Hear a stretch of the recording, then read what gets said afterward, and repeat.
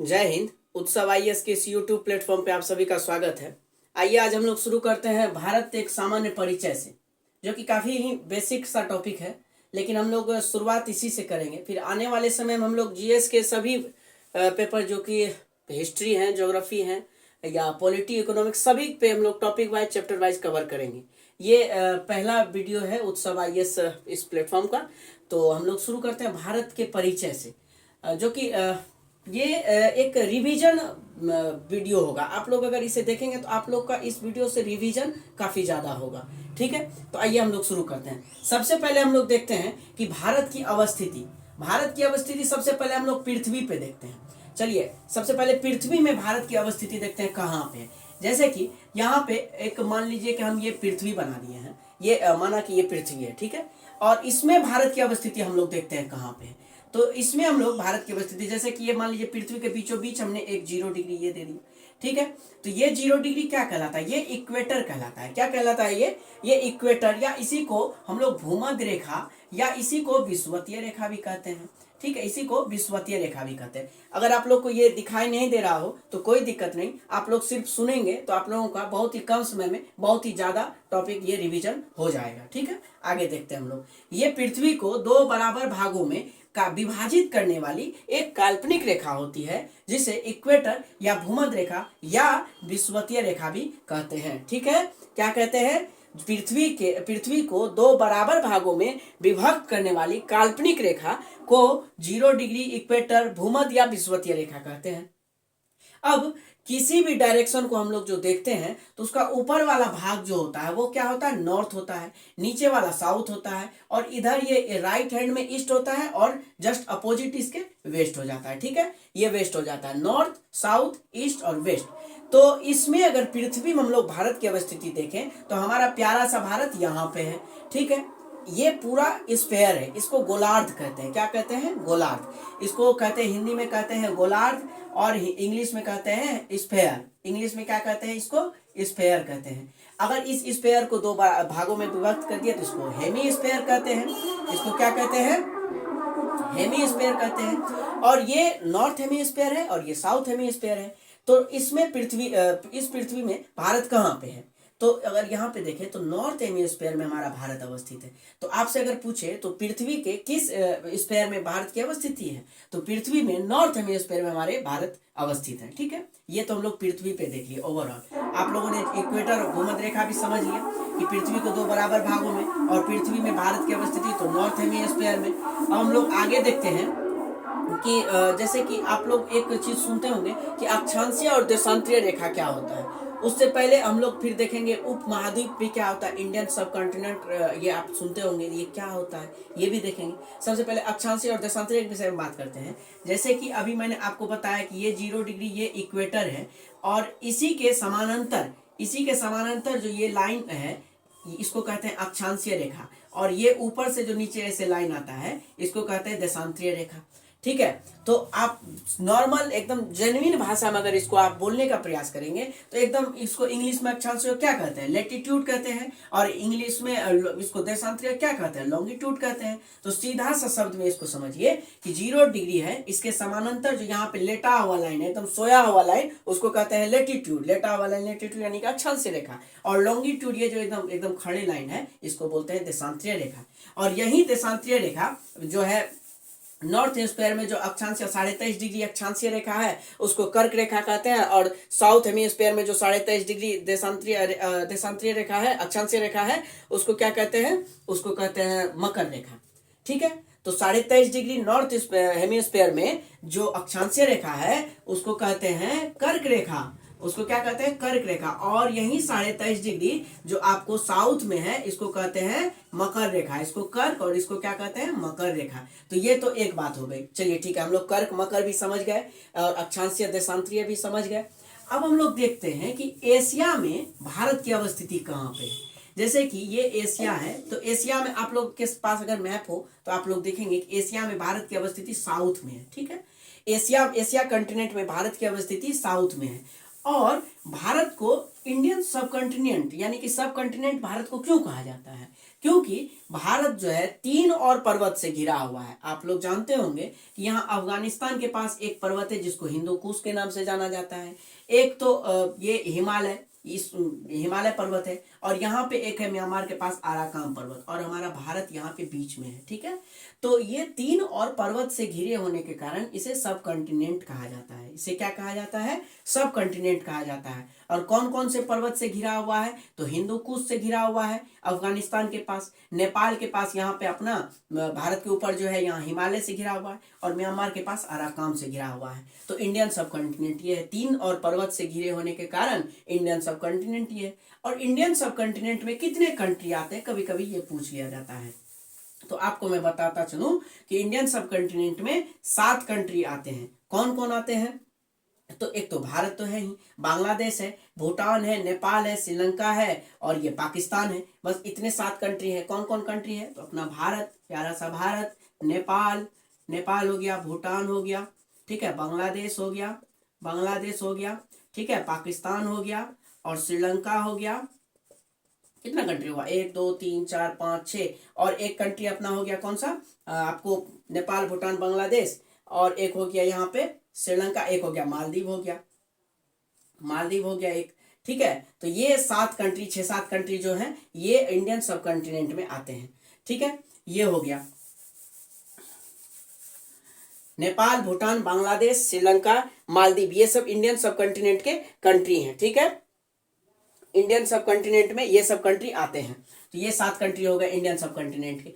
अब हम लोग जैसे आगे बढ़ेंगे तो सबसे पहले हम लोग देख लेते हैं भारत का अक्षांशीय और देशांतरीय विस्तार कितना है। ठीक है, कि आप लोग बहुत ये सुनते होंगे कि अक्षांशीय विस्तार भारत का कितना है, क्वेश्चन में बार बार ये पूछा जाता है। ठीक है, तो अक्षांशीय विस्तार भारत की अगर देखें तो ये अगर ये इक्वेटर है 0 डिग्री, ये 1 2 3 4 5 6 7 8, ये 8 डिग्री ऊपर से लेके 8 डिग्री 4 मिनट से लेके 8 डिग्री 4 मिनट से लेके 37 डिग्री 6 मिनट तक, 8 डिग्री 4 मिनट से लेके 37 डिग्री 6 मिनट तक उत्तरी अक्षांश में ये भारत है। उत्तरी अक्षांश। ठीक है, और देशांतरीय की बात करें तो देशांतरीय जो है 68.7 मिनट से लेके 68 डिग्री 7 मिनट से लेके 97 डिग्री 25 मिनट तक भारत का देशांतरीय विस्तार है। एक चीज यहाँ पे है कि अगर ये आपसे मुख्य भूमि से ये है, जैसे कि सबसे नीचे में तमिलनाडु, उससे भी नीचे अगर आए तो कन्याकुमारी वगैरह सबसे 8 डिग्री 4 मिनट की है।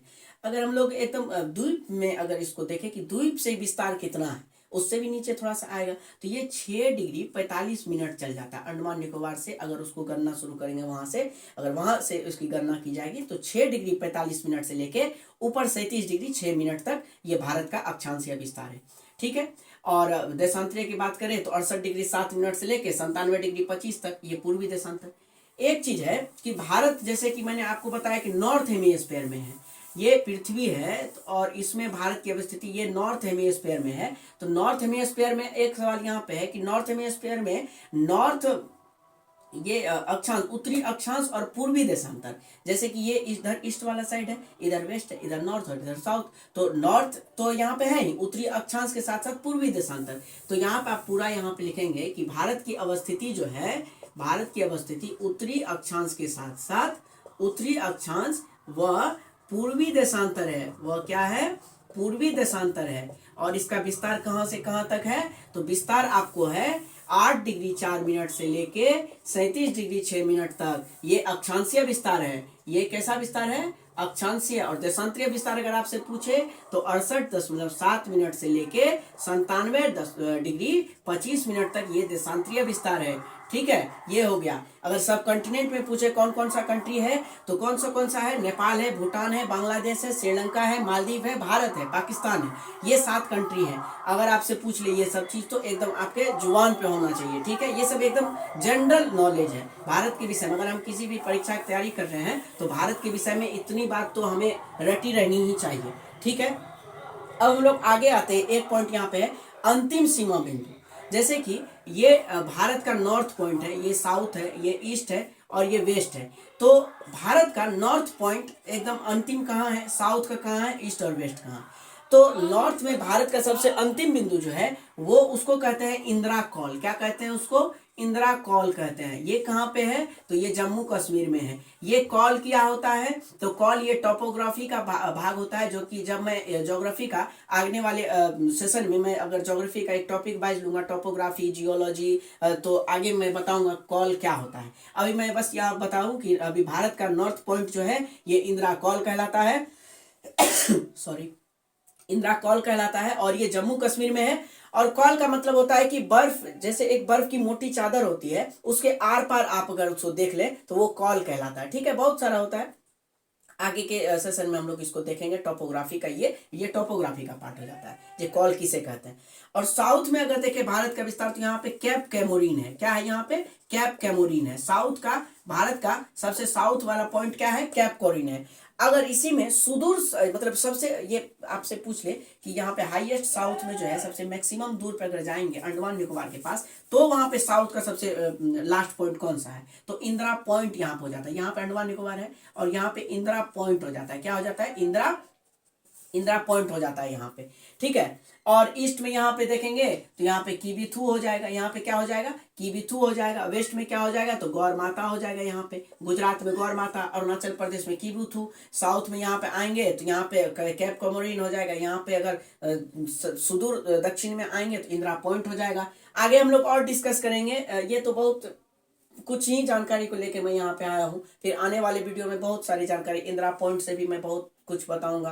फिर कीबीथू, अरुणाचल प्रदेश, गुजरात, हर एक स्टेट के बारे में हम लोग, इंडिया के हर एक स्टेट के बारे में कुछ जो जो महत्वपूर्ण बातें हैं वो हम लोग करेंगे। ये बहुत बेसिक सी बात मैं अभी लेकर आया हूँ। ये पहला वीडियो है उत्सव IAS इस यूट्यूब प्लेटफॉर्म पे, जो ये है ये पहला वीडियो है इसका। फिर आने वाले सेशन में हम लोग बहुत सारे बातें करेंगे, बहुत सारे टॉपिक पे चर्चा करेंगे, सभी सब्जेक्ट पे हम लोग इसको धीरे धीरे चर्चा करेंगे। ठीक है, तो ये हो गया, ईस्ट में हो गया यहाँ पे कीबीथू, फिर वेस्ट में हो गया गौर माता, नॉर्थ में हो गया इंदिरा कॉल और साउथ में यहाँ पे हो गया कैप कैमोरिन। अगर सुदूर दक्षिण में बात करें तो इंदिरा पॉइंट। ये आप लोग एकदम एक बार देख के इसको आप लोग प्रैक्टिस कर लेंगे। ठीक है, आगे जैसे हम लोग बढ़ते हैं, आपको मैंने कर्क रेखा के बारे में बताया है कि ये 0 डिग्री ये इक्वेटर है और 23.5 डिग्री यहाँ अक्षांशीय रेखा नॉर्थ हेमिस्फीयर में, इसको क्या कहते हैं? इसको कर्क रेखा कहते हैं इसको। और साउथ में जो 23.5 डिग्री अक्षांशीय रेखा है उसको मकर रेखा कहते हैं, मकर रेखा कहते हैं। ठीक है, ये जो कर्क रेखा है भारत के बीचों बीच से होकर गुजरती है। यहाँ से 2-3 क्वेश्चन बनता है, आइए हम लोग इसको देखते हैं। फिर आगे बहुत सारी बातें हैं मैं बताऊंगा, लेकिन यहाँ पे जो इम्पोर्टेंट यहाँ पे लग रहा है वो मैं बताते जा रहा हूँ आप लोगों को कि कर्क रेखा भारत के 8 राज्यों से होकर गुजरता है। आप लोगों को 8 राज्य बहुत ही आसानी तरीके से मैं अभी बता देता हूँ। यहाँ पे 8 राज्य कौन कौन से हैं। ठीक है, तो 8 राज्य मैं यहाँ पे आप लोगों को दिखा देता हूँ। ठीक है, चलिए ये समझने के लिए यहाँ पे मैंने मैप बना दिया है। ठीक है, तो जैसे कि 8 राज्य से कर्क रेखा गुजरता है, तो 8 राज्य कौन कौन से हैं? जैसे यहाँ पे एक हो गया गुजरात, यहाँ पे राजस्थान हो गया, यहाँ पे MP हो गया, यहाँ पे छत्तीसगढ़ हो गया, यहाँ पे झारखंड हो गया, यहाँ पे वेस्ट बंगाल हो गया, यहाँ पे त्रिपुरा और मिजोरम हो गया। तो 1 2 3 4 5 6 7 8, ये 8 स्टेट से होकर भारत के बीचों बीच से होकर कर्क रेखा गुजरती है। और कर्क रेखा भारत को 2 बराबर भागों में विभक्त भी करती है। 23.5 डिग्री अक्षांशीय रेखा को कर्क रेखा कहते हैं। और झारखंड के रांची से, झारखंड के एग्जैक्ट रांची से होकर जो है कर्क रेखा गुजरती है। तो भारत के 8 राज्य से होकर कर्क रेखा गुजरती है। गुजरात, राजस्थान, MP, छत्तीसगढ़, झारखंड, वेस्ट बंगाल, त्रिपुरा और मिजोरम। और इसी तरह से अगर हम लोग देखें कि यहाँ पे इंडियन स्टैंडर्ड टाइम भी है। क्या है? Indian standard time. अगर इंडियन स्टैंडर्ड टाइम की बात करें तो ये जो है इंडियन स्टैंडर्ड टाइम, ये 82.5 डिग्री ये पूर्वी देशांतर से होकर गुजरती है। क्या गुजरती है? 82.5 डिग्री पूर्वी देशांतर से। और ये भारत के 5 राज्यों से होकर गुजरती है। ये इंडियन स्टैंडर्ड टाइम पूर्वी देशांतर से होकर गुजरती है और भारत के 5 राज्यों से होकर गुजरती है। अभी मैंने आप लोगों को बताया था कि भारत का पूर्वी देशांतर विस्तार कितना है, 68.7 डिग्री से 68 डिग्री 7 मिनट से लेके 97 डिग्री 25 मिनट तक भारत का पूर्वी देशांतर ये विस्तार है। और इसी में 82.5 डिग्री पूर्वी देशांतर जो है ये इंडियन स्टैंडर्ड टाइम है। और इंडियन स्टैंडर्ड टाइम भारत के 5 राज्यों से होकर गुजरता है। और वो 5 राज्य कौन कौन सा है, आइए हम लोग देखते हैं।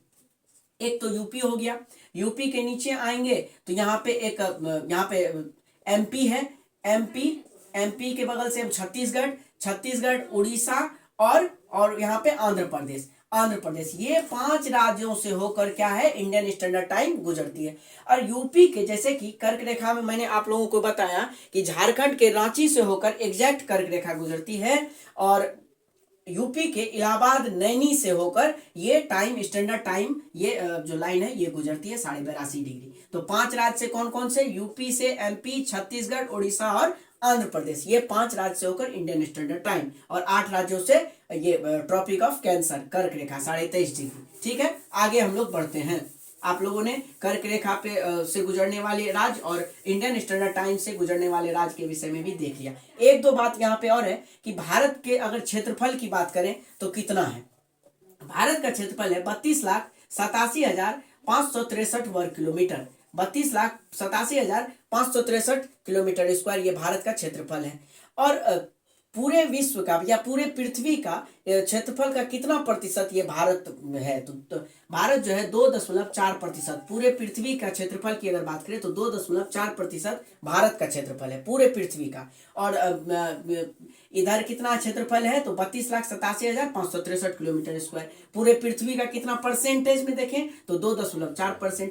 अब पूरे पृथ्वी के जनसंख्या का कितना परसेंट भारत में निवास करती है तो 17.4%, तो अप्रोक्स हम लोग ये 17% हम लोग देखते हैं। ठीक है, और अगर विश्व में देखें सबसे ज्यादा जनसंख्या कहाँ पे है तो चीन में है, चीन के बाद दूसरा कौन सा है तो भारत है। ठीक है, भारत, और जो कि अगर करंट के हिसाब से चले तो आने वाले 2023 में भारत चीन को पीछे करके जनसंख्या में पहला नंबर पे आ जाएगा। आने वाले सेशन में हम लोग करंट अफेयर्स के भी कुछ टॉपिक को लेके आएंगे।